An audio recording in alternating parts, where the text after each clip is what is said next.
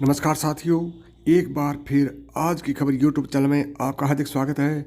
आज मैं आपको एक ऐसे हीरो की कहानी बताने जा रहा हूं जो जेम्स बॉन्ड से भी खतरनाक जासूस हैं, जिनका नाम है अजीत डोभाल। जानिए उनके 3 रोचक किस्से।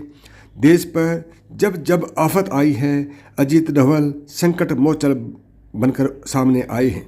1968 बेंच के IPS ऑफिसर डोभाल की क्षमता का अंदाज़ा इससे लगाया जा सकता है, उन्होंने जिस मिशन को हाथ लगाया उसे पूरा करके छोड़ा। यही वजह है कि उन्हें जेम्स बॉन्ड से भी खतरनाक जासूस कहा जाता है। अजीत डोभाल, ये नाम ही काफ़ी है। दुश्मनों के लिए भारत की राष्ट्रीय सुरक्षा सलाहकार किसी डरावने सपने से कम नहीं है। 1968 बेंच के IPS अधिकारी डोभाल ने बतौर अंडर कवर एजेंट दुश्मन देश पाकिस्तान के नाक में दम कर दिया था।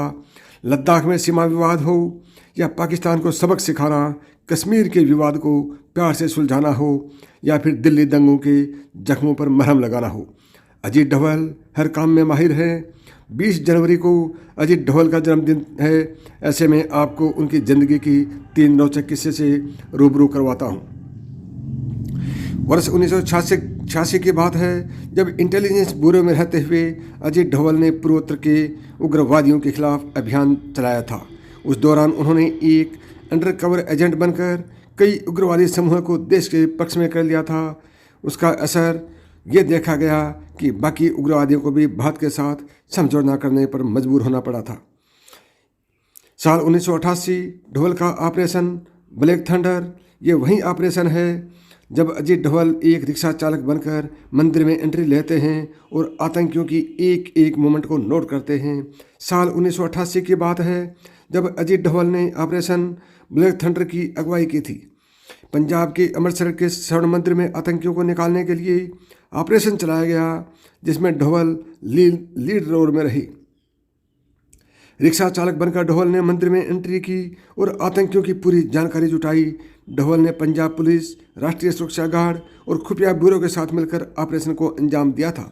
जून 2015 का वो दिन जो डोभाल का था जब ऑपरेशन म्यांमार हुआ था। मणिपुर के चंदेल में उग्रवादियों ने घात लगाकर सेना पर हमला किया, जिसमें देश के 18 जवान शहीद हो गए। तब प्रधानमंत्री मोदी जी ने NSA डोभाल को जवाबी हमले की कमान सौंपी। उस वक्त अजीत डोभाल बांग्लादेश के दौरे पर जाने वाला थे। हालांकि इस हमले के बाद उन्होंने अपना दौरा रद्द कर दिया और 5 दिन में ऑपरेशन म्यांमार तैयार किया। 10 जून 2015 को भारत की सेना ने म्यांमार सीमा में 2 किलोमीटर अंदर घुसकर उग्रवादियों के कैंपों को नेस्ताभून कर दिया। ये अजीत डोभाल की शानदार रणनीति का परिणाम था। PM मोदी के उसे सिपह सलाहकार हैं अजीत डोभाल। देश के राष्ट्रीय सुरक्षा सलाहकार PM मोदी के वो सिपह सलाहकार हैं जो हर मुश्किल की घड़ी में सबसे बड़े संकट मोचक साबित होते हैं।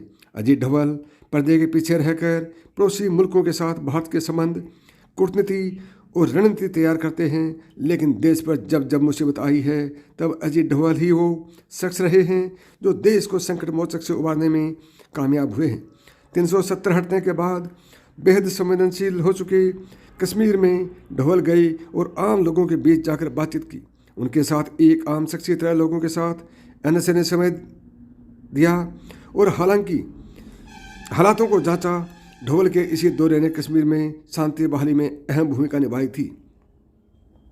दिल्ली में CAA के खिलाफ प्रदर्शन में जब हिंसा हुई तब पूरी दिल्ली जल रही थी और हालात बेकाबू हो रहे थे। तभी NSA खुद दिल्ली की सड़कों पर उतरी, पूरे हालातों को जायजा लिया और लोगों के बीच जाकर बातचीत की।